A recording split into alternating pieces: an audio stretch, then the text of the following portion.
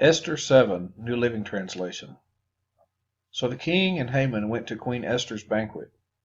On this second occasion, while they were drinking wine, the king again said to Esther, "Tell me what you want, Queen Esther. What is your request? I will give it to you, even if it is half the kingdom." Queen Esther replied, "If I have found favor with the king, and if it pleases the king to grant my request, I ask that my life and the lives of my people will be spared. For my people and I have been sold to those who would kill, slaughter, and annihilate us.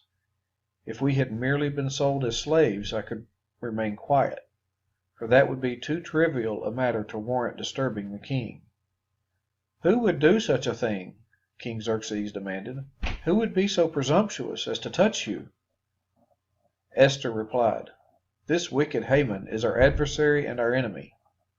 Haman grew pale with fright before the king and queen. Then the king jumped to his feet in a rage and went out to the palace garden.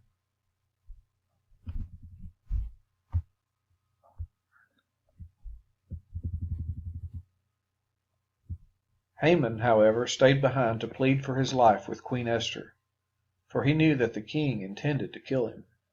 In despair he fell on the couch where Queen Esther was reclining, just as the king was returning from the palace garden.